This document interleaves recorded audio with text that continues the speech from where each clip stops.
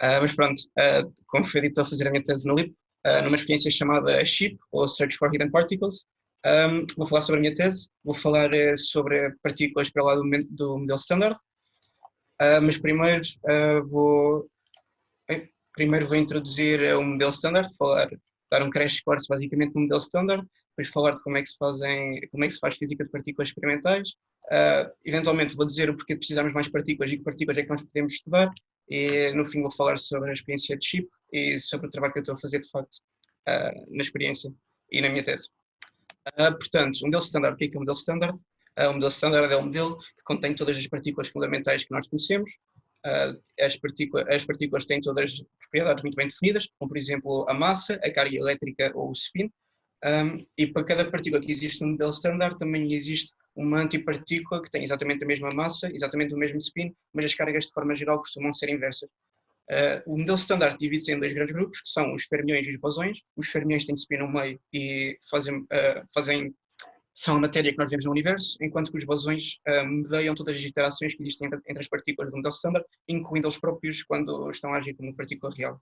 Portanto, vou começar por falar nos bosões. Nos bosões nós temos dois grandes grupos de bosões. Temos os bosões de Gauge, que estão associados às quatro forças fundamentais que existem no nosso universo, ou pelo menos que nós sabemos, e depois temos o bosão de Higgs, que é um bocadinho especial, mas vou falar do bosão de Higgs depois de falar dos bosões de Gauge. Portanto, os bosões de Gauge, como já disse, estão associados às quatro forças fundamentais, que são a força eletromagnética, a força fraca, a força forte e a gravidade. E apesar da gravidade não estar aqui, não faz parte do modelo standard, não está aqui por uma razão, não vou falar sobre ela, mas estas são as três forças que existem. Todos estes bosões de Gauge têm um spin 1, que é diferente do spin do bosão de Higgs, que é zero, que são partículas fundamentalmente diferentes. Portanto, o bosão associado à força eletromagnética é o fotão. Toda a gente sabe a força eletromagnética, não é propriamente simples, mas é a mais simples de todas, portanto não vou dedicar muito tempo ao fotão. A força fraca já é um bocadinho mais esquisita e não tem só um bosão, tem três bosões, que são o bosão Z0 e os bosões W mais e menos. A força fraca não é tão simples, ou pelo menos não é tão intuitiva como a força eletromagnética, e existe porque medeia os decaímentos das partículas. Portanto, uma coisa que acontece com as partículas é que as partículas têm massa e quanto maior a massa das partículas, mais instáveis são. As partículas têm tendência a decair para partículas mais leves e a força fraca é a força que medeia esses decaímentos. A força fraca também faz outra coisa que se chama flavor changes. E o que é que são estes flavor changes? Bem, acontece quando duas partículas interagem através da força fraca, como por exemplo através de um bosão W. Como o bosão W tem carga, o que está a acontecer de facto é que uma partícula está a transferir carga para a outra. Como já disse há bocado, todas as partículas têm propriedades que estão muito bem definidas e uma dessas propriedades é carga. Portanto, quando o bosão W está a transferir carga de uma partícula para outra, a carga muda e, portanto, a partícula já não é a mesma. A partícula muda e daí o nome flavor change, muda o sabor da partícula, o tipo de partícula. A força forte é a terceira força que existe no modelo standard, cola partículas juntas, fica muito melhor em inglês, porque a força forte cola os quarks, e fica muito melhor em inglês porque gluon é o gluon, ou gluon em português, é o bosão de Gauge que medeia essas interações. Mas com que é que a força forte interage? A força forte, ao contrário da força eletromagnética interage com partículas que têm carga elétrica. A força fraca interage com praticamente todas as partículas, dentro do modelo standard, com todas as partículas sem falta. A força forte só interage com partículas que têm cor de carga. E o que é cor de carga? Não é tão intuitiva como a carga a carga de cor é definida como sendo RGB. E o que é este RGB? A carga pode ser vermelha, verde ou azul, RGB. E o que acontece é, de forma as partículas ficarem juntas em conjuntos, temos de ter um conjunto sem cor. E como é que se faz um conjunto sem cor? Se tivermos as três cores no conjunto, portanto, uma partícula com vermelho, uma partícula com verde, uma partícula com azul, ou se tivermos uma partícula com uma cor juntamente com outra partícula que tem a sua anticor. E quais é que são as partículas que têm anticor? São as antipartículas. Portanto, nós conseguimos fazer conjuntos no modelo standard de três partículas, ou de partícula e antipartícula. Para além disto, o gluão também é um bocado específico, já agora há 8 gluões, acho que não referi, mas o gluão também é um bocado específico, porque ao contrário do fotão, que medeia a força eletromagnética, interagir consigo próprio e pode interagir com outros gluões, e isto dá origem a alguns mecanismos um bocado esquisitos. Portanto, isto são as três forças fundamentais que existem no modelo standard e os seus bosões. O bosão de Higgs, como já disse, é um bocadinho diferente e tem spin zero. Isto significa que o bosão de Higgs é um escalar. E para percebermos porque é que o bosão de Higgs existe, é preciso percebermos como é que se faz física teórica de partículas. E o que acontece é, física teórica de partículas não é nada mais nada menos do que matemática aplicada à física. O que quer dizer com isto é, os físicos teorizam partículas com determinadas propriedades e depois veem como é que elas interagem umas com as outras matematicamente, e a partir dessas interações, sem parâmetros, depois nós podemos comparar com as nossas medições experimentais e verificar se o modelo está correto ou se não está assim tão bom e precisa de alguns ajustes. Acontece que o modelo standard funciona super bem, e uma das coisas que funcionam super bem precisamente são os bosões W mais W menos e Z da força fraca. Mas há um problema que o modelo standard tinha, que era os bosões W mais W menos e Z têm massas muito elevadas, e o modelo standard sem o bóson de Higgs não tem maneira de dar essas massas elevadas a estas partículas. Então, há uns anos atrás, há uns grandes anos, Higgs foi uma das pessoas que teorizou um mecanismo que podia dar massa a estas partículas, e esse mecanismo envolvia a utilização de uma partícula escalar, que ficou conhecida como sendo o bóson de Higgs, e essa é a grande razão pela qual o bóson de Higgs existe. O bóson de Higgs foi descoberto em 2012, salvo erro, e foi a última partícula do modelo de standard a ser descoberta, e apesar do bóson de Higgs estar relacionado com a massa e dar massa a algumas partículas e componentes de massa a todas, acontece que não está relacionado com a força gravitacional. Portanto, isto aqui foram os bosões. De seguida nós temos os fermiões, que são as partículas que formam a matéria e têm spin no meio. Dentro dos fermiões nós temos dois grandes grupos outra vez. O primeiro são os quarks, o segundo são os leptões. Os quarks são o que nós vemos aqui e têm 3 gerações. Os 3 quarks de cima, o up, charm e top, têm todos carga mais 2/3, carga elétrica, e os quarks de baixo, down, strange e beauty, têm todos carga menos 1/3. Os quarks são as únicas partículas para além dos gluões que têm carga de cor, e portanto os quarks são as partículas que se juntam em conjuntos de 3 ou de 2 para formar o que nós chamamos de hadrões. Os bariões são os conjuntos de 3 quarks e gluões, obviamente, e os mesões são os conjuntos de quark-antiquark, pode ser qualquer combinação entre quark-antiquark. Acontece que os quarks, apesar de terem carga elétrica bastante bem definida, a carga de cor nós só podemos dizer que existe, não é propriamente o quark up tem red. O quark up pode ter red, green ou blue, não faz diferença, e o facto destas cores estarem sempre a mudar é que faz com que elas fiquem juntas. Interessa que o conjunto dos 3 quarks seja colorless, mas os gluões estão sempre a trocar a cor dos quarks, e isso é que faz com que eles se mantenham juntos.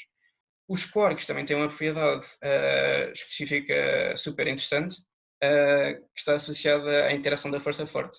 Acontece que a força forte e os gluões, à medida que se aumenta a distância, a força aumenta e funciona mais ou menos como um elástico. Se nós tivermos, por exemplo, um próton, que são 2 quarks up e um down, e tentarmos remover um dos quarks e puxá-lo para fora, metê-lo em isolamento, acontece que o gluão que está a ligar, os gluões que estão a ligar todos os quarks no próton, vão ficando com cada vez mais energia, até que como um elástico rebentarem. Só que neste caso, quando rebentam, em vez de dispararem só os quarks nas suas direções, acabam por transformar energia em massa e criar novos quarks. Criam um novo par quark-antiquark, e neste caso o quark vai ter, juntamente com os outros 2 quarks que estavam sozinhos, e o antiquark junta-se ao novo quark para formar um mesão. Portanto, nós nunca conseguimos ver quarks sozinhos, eles estão sempre na forma de hadrões, estão sempre vistos na forma de hadrões.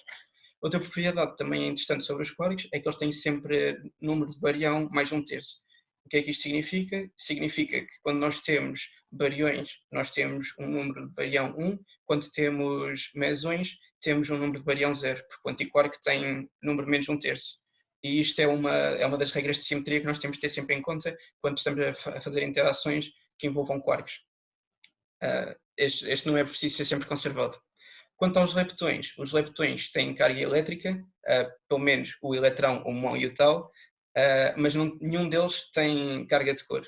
E, portanto, eles só interagem eletromagneticamente ou através da força fraca. O eletrão, toda a gente conhece, toda a gente sabe, é super simples, pronto, até certo ponto, obviamente. O muão é basicamente um eletrão, mas mais pesado, e o tau é basicamente um muão, mas muito mais pesado. E acabam por ser mais ou menos a mesma partícula. Ninguém sabe porque é que existem 3 gerações, da mesma maneira que ninguém sabe porque é que existem 3 gerações do quark, mas a verdade é que existem e nós trabalhamos com isso. Os leptões carregados são relativamente simples, a única diferença entre eles, como já disse, é a massa. Já os neutrinos são um bocado diferentes e são basicamente a física que se percebe menos bem no modelo standard, e nenhum dos neutrinos tem carga elétrica, portanto não interagem eletromagneticamente. Os neutrinos também têm todos massas ridiculamente baixas, e o que isto faz é com que, mesmo que eles teoricamente possam interagir através do bóson de Higgs, isso nunca acontece. Portanto, a única maneira que os neutrinos têm de interagir é através da força fraca. Como podem ver aqui, todos os neutrinos têm um flavor que está associado com a sua geração de leptões, portanto, neutrino de elétrão para o elétrão, neutrino de muão para o muão, neutrino de tal para o tal, e são super peculiares, porque quando nós sabemos, os neutrinos têm uma coisa que se chama helicidade de esquerda, e o que isto significa é, nós sabemos sempre qual é que é a direção do spin em relação à direção do movimento do neutrino, e estão sempre em direções opostas. Isto é super peculiar, porque é uma propriedade que nós não vemos em mais nenhuma partícula do modelo standard.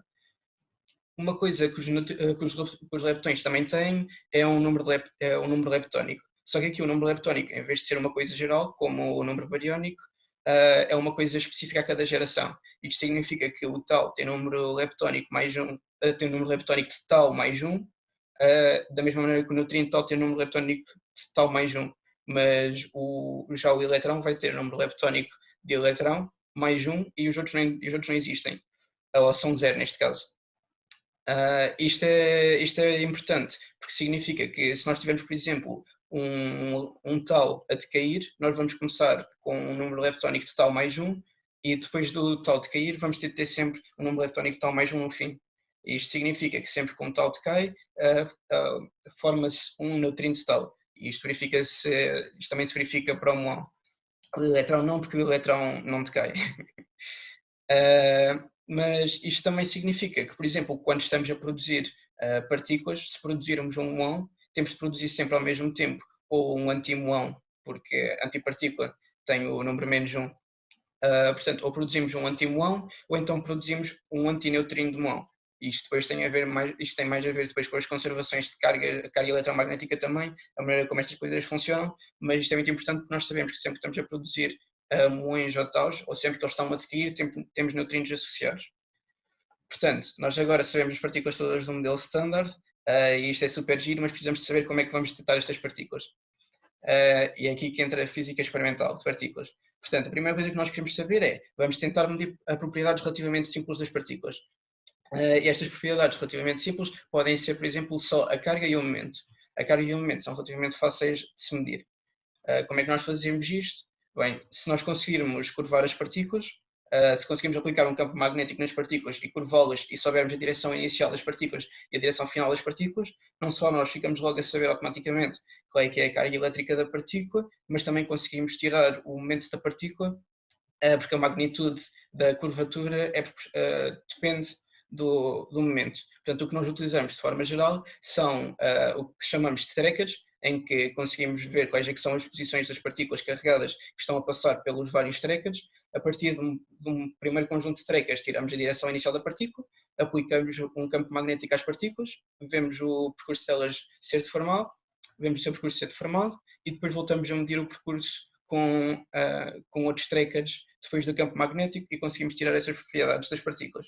Ok, boa, mas nós também queremos saber, por exemplo, a massa das partículas. Como é que medimos a massa das partículas? Não é tão trivial, mas também é super fazível. E como é que isto se faz? Através desta equação muito bonita aqui, que nos diz que a energia ao quadrado é igual ao momento ao quadrado mais a massa ao quadrado. Portanto, nós já sabemos o momento da partícula, portanto, se conseguirmos determinar a energia da partícula, extrapolamos a massa facilmente. E como é que isto se faz? Da mesma maneira que conseguimos transformar massa em energia, conseguimos transformar energia em massa, e, portanto, utilizamos aparelhos que absorvem, interagem com a partícula que nós queremos medir e acabam por absorver toda a energia dessa partícula, e depois precisamos que esses aparelhos sejam capazes de transferir essa absorção de energia num sinal eletrónico que nós consigamos ver e dizer, ok, esta foi a energia que foi absorvida. E é para isso que nós utilizamos o que se chama de calorímetros. Há dois tipos de calorímetros eletromagnéticos, que, como o nome diz, interagem através da força eletromagnética, mas também há calorímetros hadrónicos, que servem para interagir com partículas hadrónicas que têm carga eletromagnética zero. Por exemplo, um quark up com um antiquark charm. tem carga zero, não interage eletromagneticamente, mas interage através da força forte, nós conseguimos pará-la, conseguimos tirar a energia, sabemos o momento, tiramos a massa. Então, o que nós acabamos por ter nos setups mais generalizados de física de partículas experimentais é um conjunto de trackers à frente, seguido por um Lyman, com outro conjunto de trackers, e depois atrás um calorímetro. O que nós vemos aqui também é um sistema de identificação de muões, porque os muões são especiais no sentido em que eles não têm uma massa grande o suficiente para decair e nós conseguimos detectar os produtos, mas também têm uma massa que é grande o suficiente para fazer com que não interajam muito e não radiem muita energia quando estão a ser curvados. E por isso, por causa destas propriedades super específicas dos muões, eles acabam por sobreviver a maior parte dos detectores e chegam ao fim de tudo, e portanto nós podemos montar só detectores específicos que verificam os muões no final das coisas. Se vocês olharem para este sistema que está aqui montado, podem ver que não é muito parecido com os sistemas que são utilizados no LHC, como por exemplo o CMS ou o Atlas, e é porque neste caso isto é um sistema para uma experiência de alvo fixo, em que o feixe de partículas vem numa direção e portanto nós conseguimos medir tudo noutra direção. O que acontece no LHC é que há dois feixes de partículas, são enviados uns contra os outros, e eles quando interagem produzem partículas que, com sorte, são produzidas na direção radial, e como podemos ter setor é um setup semelhante, mas passamos a ter as coisas em camadas de anéis, em vez de ser sequencialmente. Portanto, isto é como nós medimos de forma geral as propriedades das partículas. Mas como é que nós fazemos para medir partículas que não são muito abundantes, como por exemplo o bóson de Higgs? Não existem bósons de Higgs aí a papo seco, da mesma maneira que existem eletrões ou protões. Então, como é que nós fazemos? Bem, nós utilizamos as interações que já conhecemos do modelo standard e tentamos produzir essas partículas através dessas interações. Só que nós não conseguimos dizer especificamente, olha, tu aí interages-me só desta maneira, se faz favor. Não é assim que as coisas funcionam e há uma certa probabilidade das partículas interagirem com todas as interações que podem, basicamente. Portanto, isto acaba por se tornar um jogo de números em que nós passamos a ter de fazer uma quantidade relativamente grande de interações de forma a ter um sinal significativo das partículas que nós queremos produzir. Acontece é que quando nós estamos a fazer isto, o que também estamos a fazer é deixamos de ter um feixe de partículas limpo, onde só temos o que nós queremos, e passamos a ter imenso background. E isto é um dos problemas com que temos de lidar eventualmente, mas pelo menos já sabemos como é que produzimos as partículas que nós queremos. O que dá para ver aqui é um diagrama de Feynman, onde o que estamos a fazer é utilizar um quark e um antiquark, fazemos com que os dois colidam e no final eles produzem um bóson W ou Z, consoante a carga inicial deste par de quark-antiquark, juntamente com o bóson de Higgs. Isto é um dos métodos de produção de bósons de Higgs no LHC. Ok, eu há bocado disse que as partículas que são pesadas decaem e quanto mais pesada a partícula, maior a probabilidade de cair, portanto mais depressa a partícula decai. Então o que é que acontece se a nossa partícula decair demasiado rápido?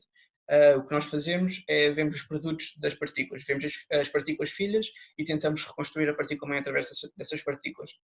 Como é que nós fazemos isto?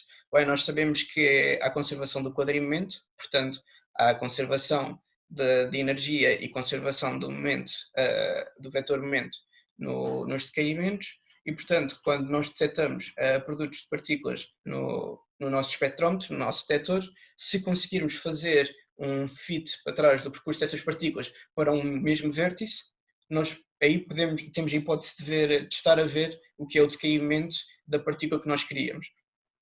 Só que isto depois tem outro problema, que é, mais uma vez, nós temos background, deixamos de estar a analisar a partícula em si e passamos a analisar produtos de partículas que também podem ser produzidos por muitas outras maneiras. Então aqui temos de começar a envolver o estudo dos canais de decaimento de cada partícula que nós temos, os canais de decaimento de partículas que são produzidas juntamente com a que nós queremos, mas que só servem de background, e temos de encontrar os canais que nos permitem fazer uma reconstrução do que nós chamamos de massa invariante mais limpa possível. É que esta massa invariante, se nós tivermos um vértice e mudarmos do referencial das partículas para o referencial do centro de massa dessas duas partículas, basicamente estamos no referencial da partícula mãe. E no referencial da partícula mãe o momento é zero, portanto toda a energia é massa.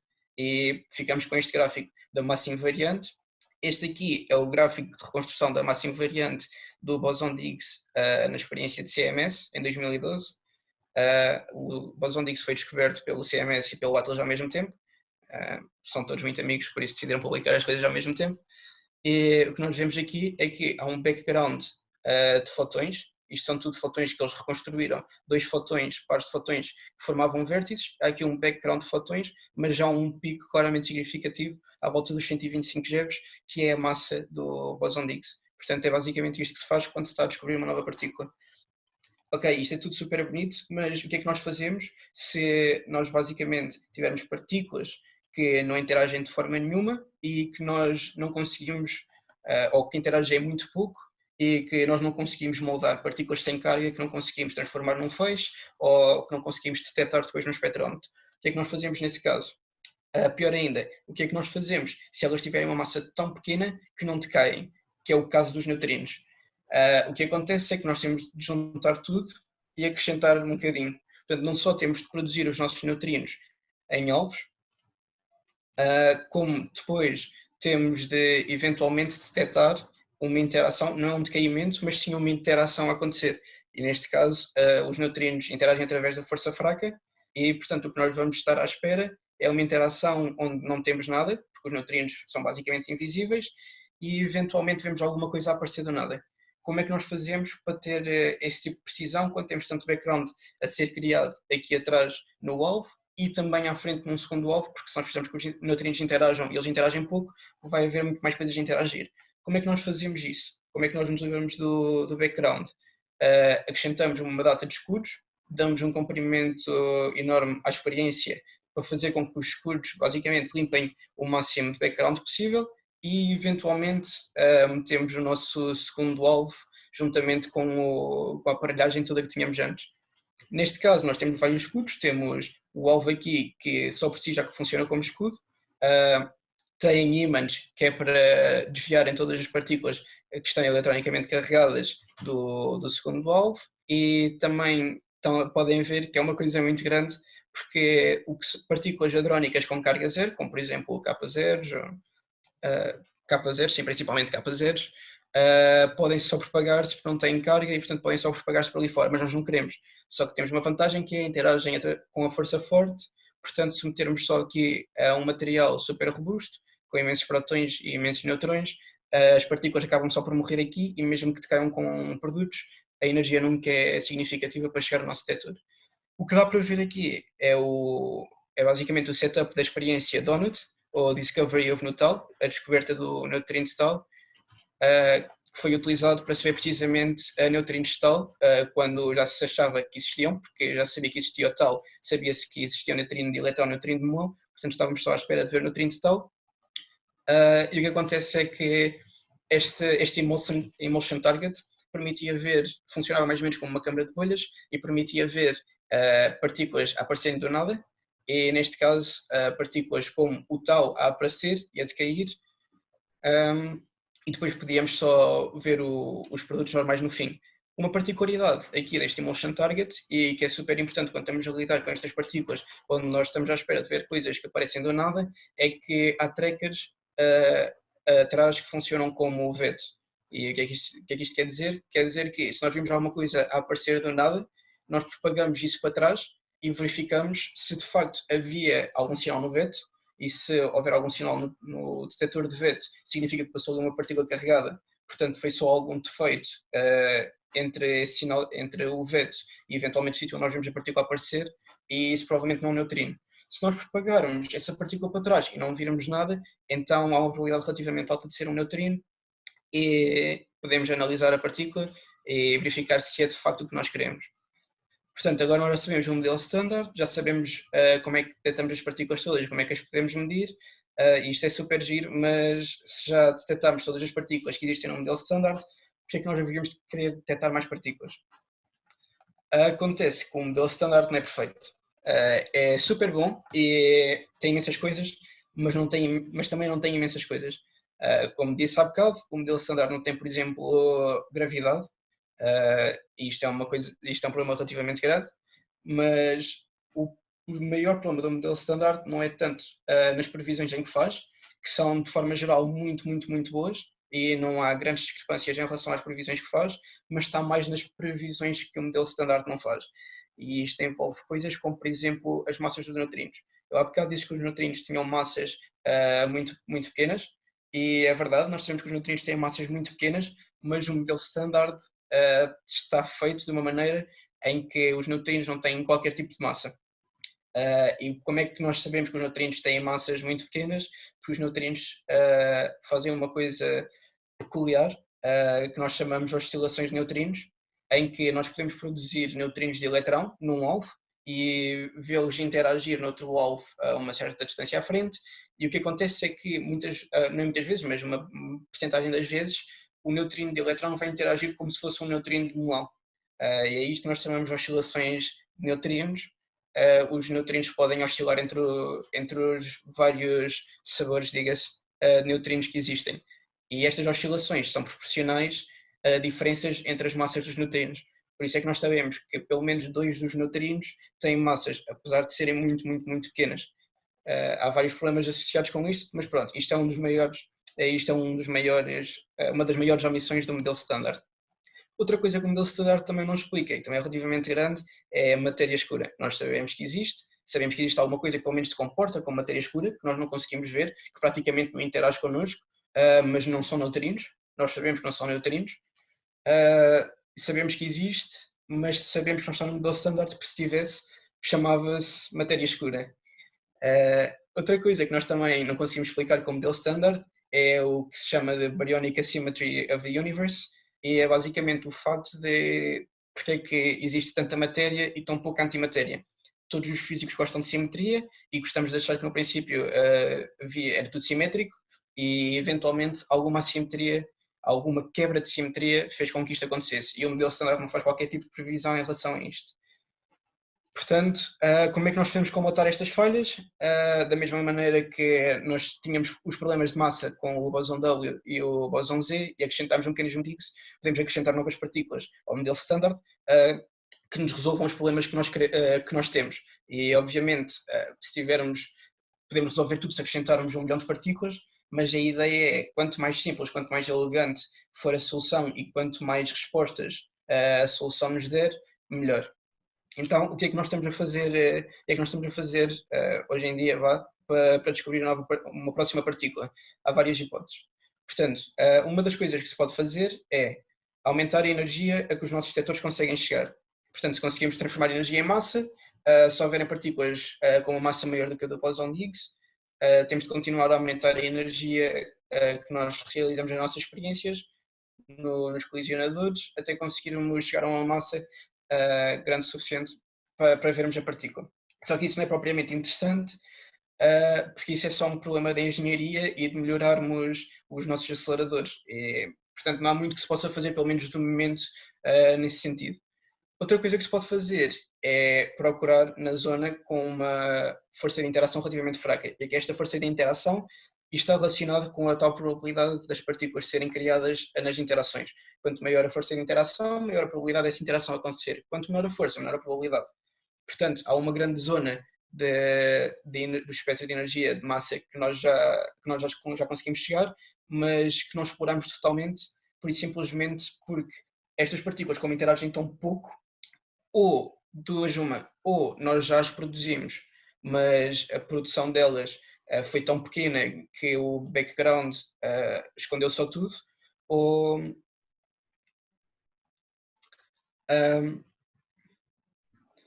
ou então ainda não tivemos intensidade suficiente para as produzir sequer, que é o segundo problema que nós temos com esta zona. E como é que esta zona chama-se? Chama-se o Hidden Sector, precisamente porque as partículas estão escondidas.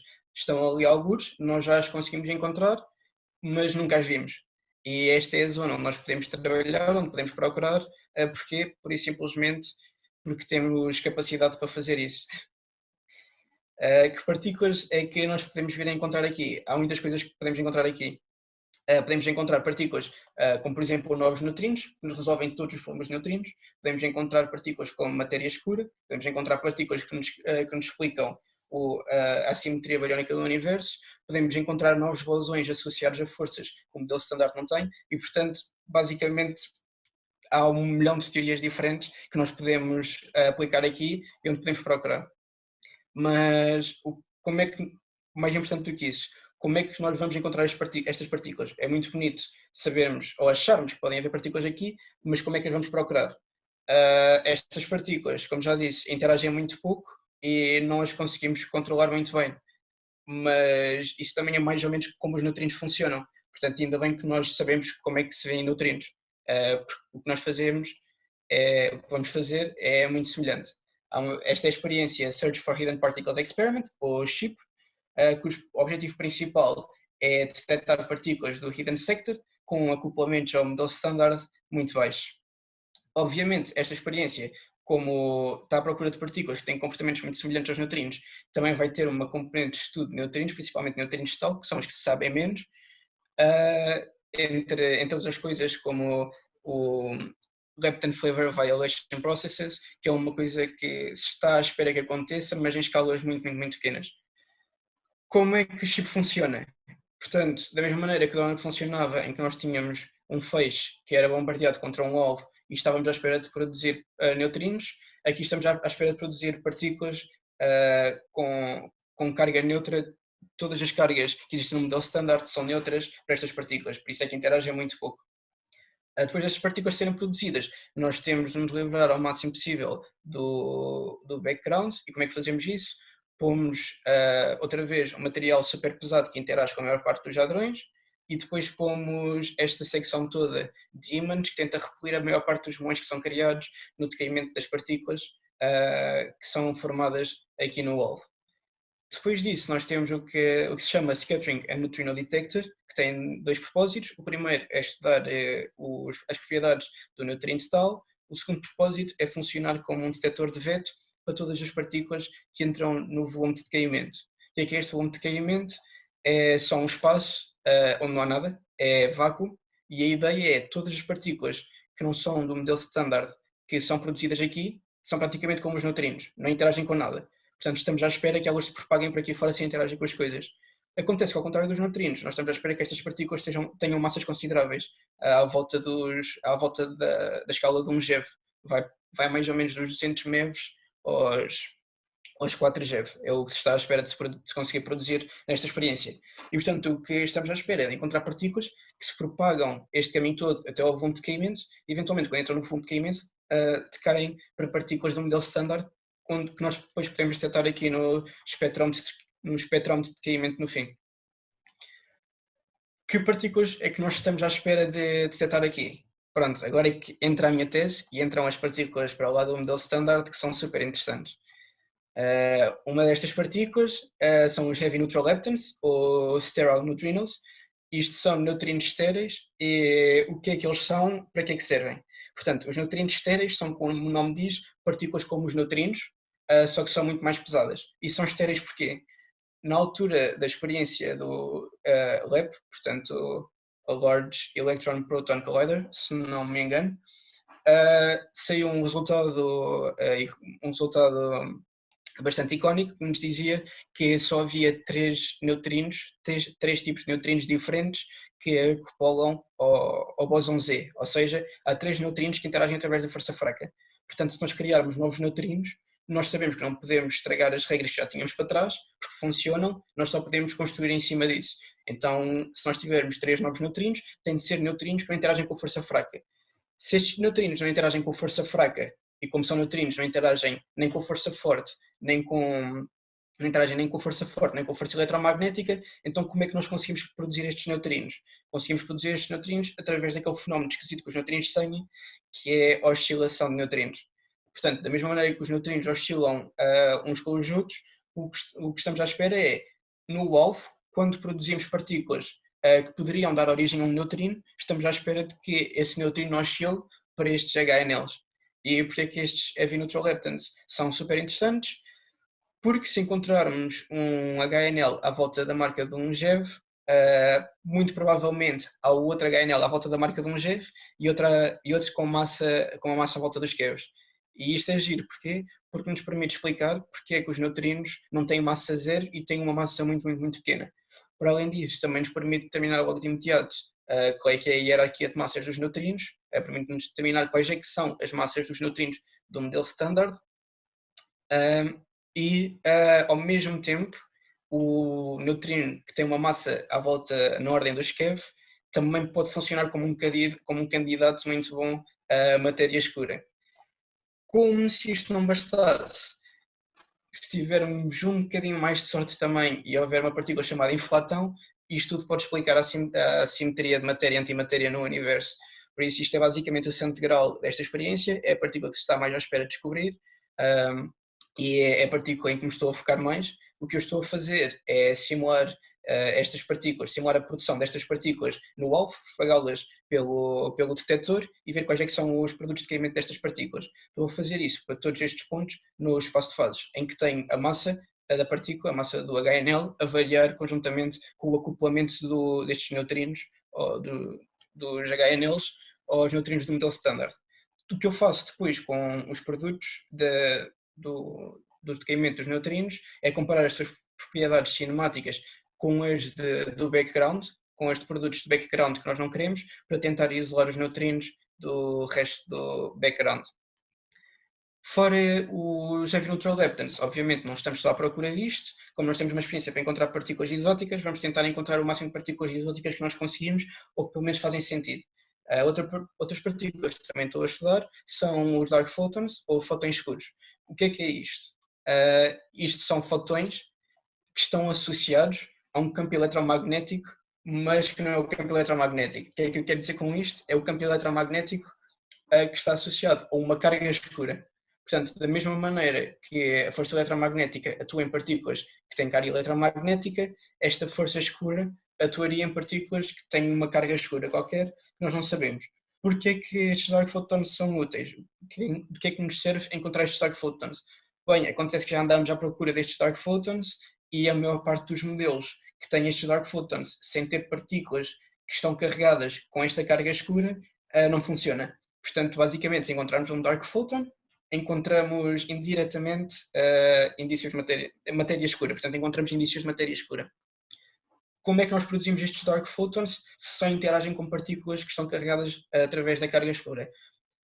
Bem, como estes dark photons são super semelhantes aos fotões, acontece uma coisa que se chama kinetic mixing, em que o comportamento entre os fotões e os dark photons é semelhante aos HNLs e os neutrinos. Sempre que há alguma coisa que pode produzir um fotão, há uma probabilidade muito pequena de um fotão escuro ser produzido também, e estamos à espera que depois tenha um comportamento aos neutrinos, no sentido em que propaga-se até ao volume de decaimento e de cada partículas do modelo standard. A terceira partícula que eu estou a estudar são os silolestinos, que é um bocadinho mais exótica e tem a ver com supersimetria. Portanto, o que é supersimetria?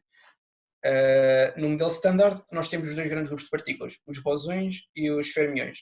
Acontece que nos anos 70 houve pessoal que olhou para aquilo e disse: epá, isto é um bocadinho esquisito, estas partículas serem tão fundamentalmente diferentes. Não era giro se nós tivéssemos para cada fermião um equivalente bosónico e para cada bosão um equivalente fermiónico? Pois realmente era interessante.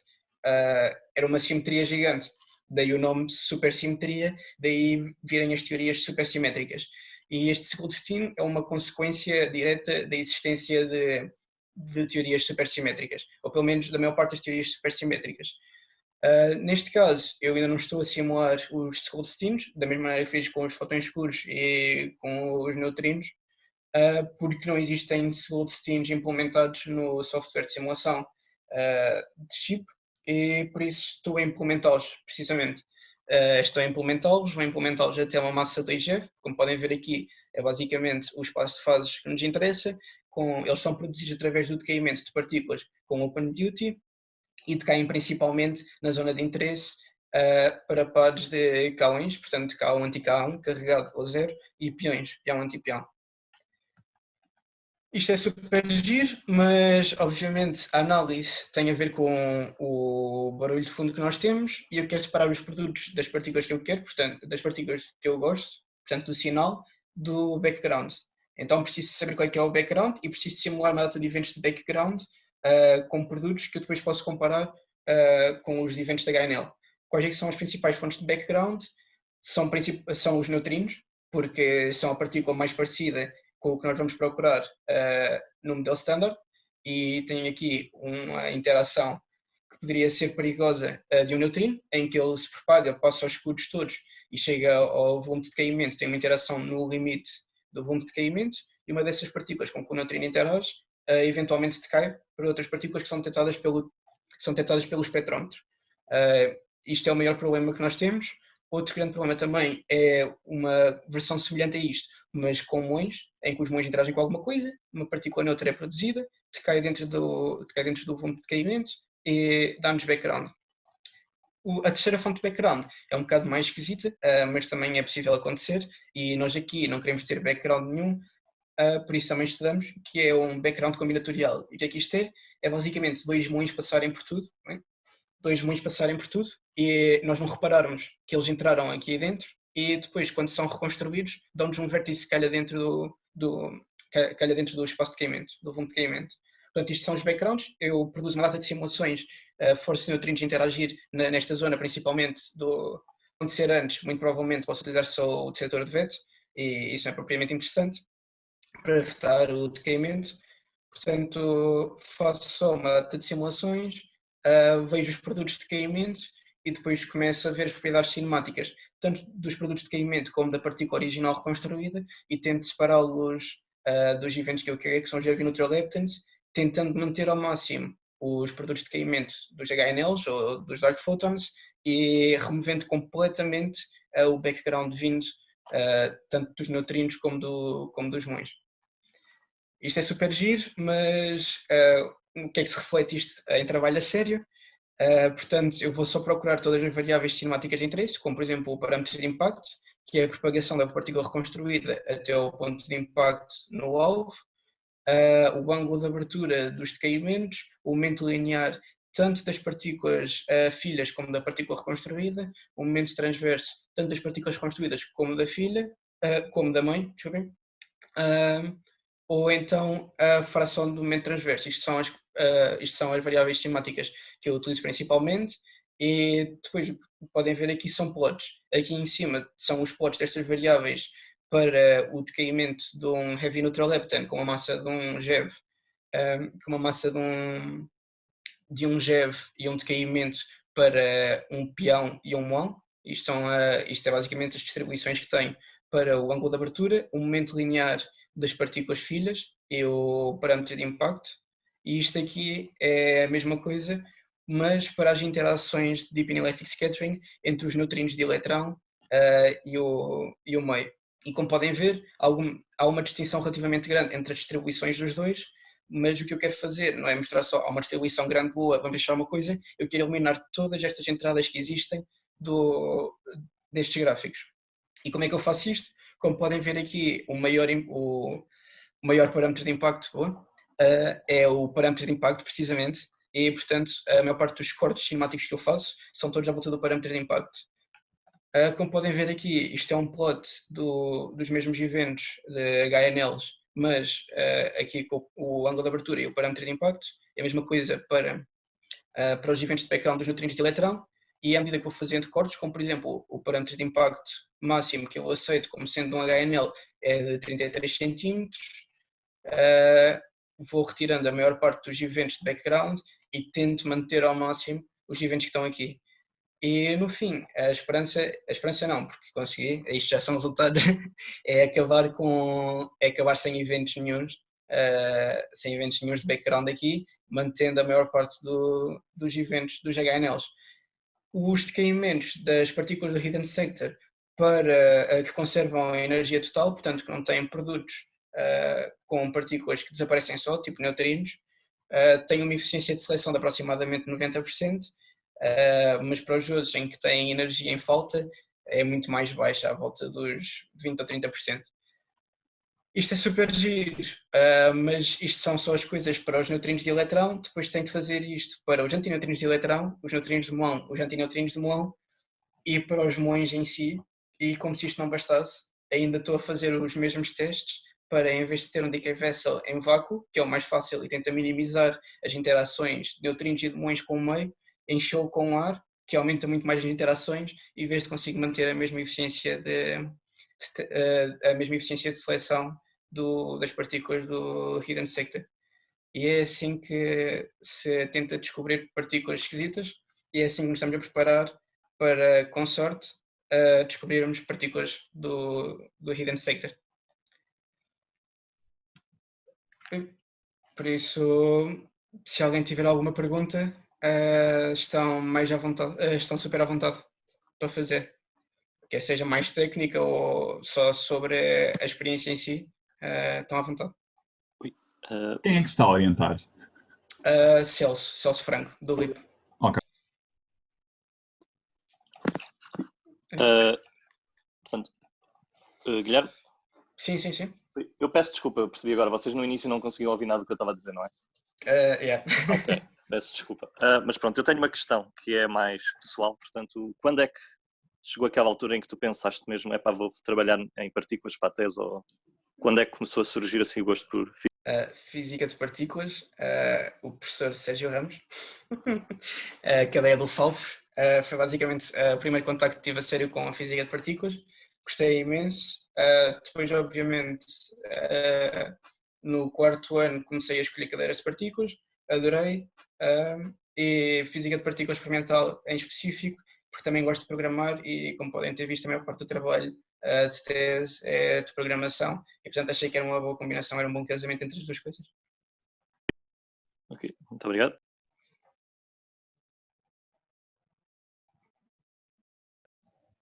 E pronto, quando é que mais ou menos seria para apresentares a tese? Ou quão perto? A tese, se não me engano, o prazo foi adiado até setembro, portanto tenho até setembro para entregar a tese. Ok. A apresentação pode ser, entretanto, se acabar as coisas entretanto, porque isto já era suposto ser para maio, se acabar as coisas entretanto, obviamente posso apresentar entretanto, mas... Ok, obrigado.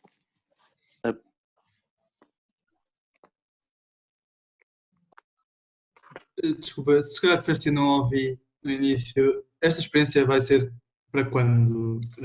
Não disse. Não disse. Esta experiência está em construção agora, está em preparação. A experiência, se não me engano, vai começar a registrar dados em 2026.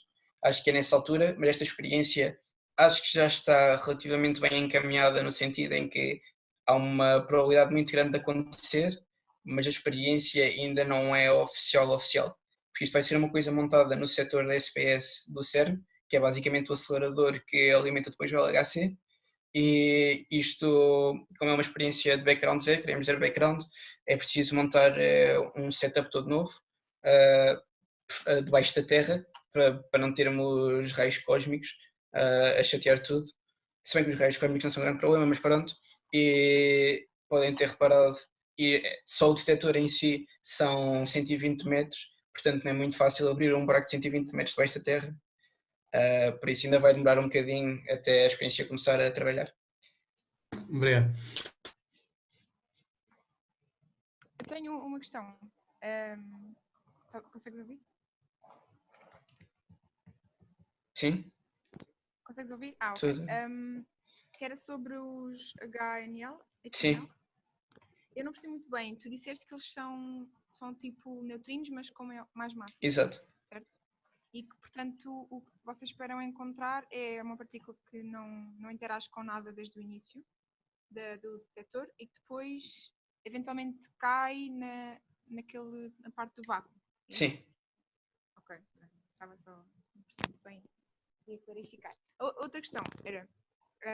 não que eu perceba muito do Standard Model, mas haver novas partículas que não estão no Standard Model agora é aceitável segundo o Standard Model? Sim, é super aceitável. Por exemplo, os HNLs. Os HNLs são um bom exemplo, porque o que acontece é, o modelo standard, na questão dos neutrinos, a maneira como o modelo standard está escrito é um lagrangiano, e nós mandamos para lá para dentro os termos de partículas com certas propriedades que nós achamos que elas têm, e depois de vermos as interações todas, descobrimos o que é que sai disparado lá para fora. Acontece que os termos de interação é basicamente termos o termo de uma partícula associado com o termo de outra partícula, associado com outra coisa qualquer lá no meio. Isto são termos de interação. E os termos de massa é termos só dois termos de uma partícula com uma constante. Isso é uma coisa que acontece. Os neutrinos no modelo standard não interagem entre si e têm massa zero. Portanto, isto significa que se nós fôssemos fazer uma matriz com os termos dos neutrinos, depois a matriz com basicamente os valores de interação e as massas, e depois outra vez os termos dos neutrinos, era tudo cheio de zeros. Acontece que se nós acrescentarmos mais 3 neutrinos com massas grandes, o que vai acontecer é que aquela matriz, em vez de ser 3 por 3, passa a ser 6 por 6. E nós estamos a assumir que estes novos neutrinos interagem com os neutrinos que nós conhecemos.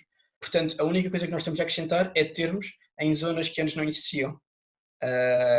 Não sei se faz muito sentido, mas matematicamente estamos só a dizer, ok, isto não era tudo, isto é se nós só olharmos para este cantinho, se nós olharmos para a fotografia toda, estamos a acrescentar coisas a mais, e depois de termos essas coisas a mais acrescentadas, é que fazendo um bocadinho de matemática chegamos aos resultados, com sorte, chegamos aos resultados com sorte. E é um bocado de inteligência, não é? Chegamos aos resultados que nós de facto verificamos quando fazemos medições. Ok. E mesmo, por exemplo, tu disseste que os dark photons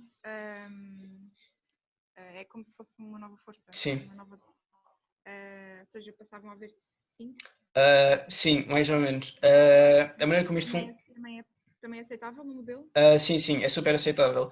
Isto é super aceitável porque o que nós sabemos é que todas as partículas que nós vimos no modelo standard até agora interagem através destas forças. Nós sabemos que estas forças existem por causa das interações que nós vemos destas partículas.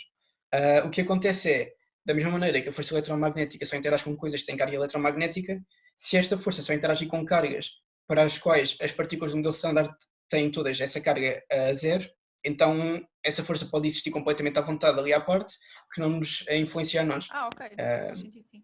Então, e os fótons normais não interagiam de todo com isso? Interagem, mas a ideia é interagem de uma maneira muito fraca. É tão pequena a probabilidade de interação que é praticamente negligível. Só quando se está a fazer coisas em específico para encontrar isto é que podemos de facto ver. Mas isto também pode funcionar por exemplo, uma das razões pelas quais nós achamos que existe matéria escura é uma abundância extra de fotões no limite da galáxia. Acho que é isto. E uma das explicações, por exemplo, é a aniquilação de matéria escura para fotões. E neste caso, a aniquilação de matéria escura para fotões seria mediada através desta nova força que tem os dark photons, em que as coisas se aniquilavam para dark photons, que depois transitavam para fotões. Ok. Obrigada. Então, esses neutrinos que estás a falar, super pesados, são cenas do mecanismo de sobe e desce? Exatamente isso. Ok.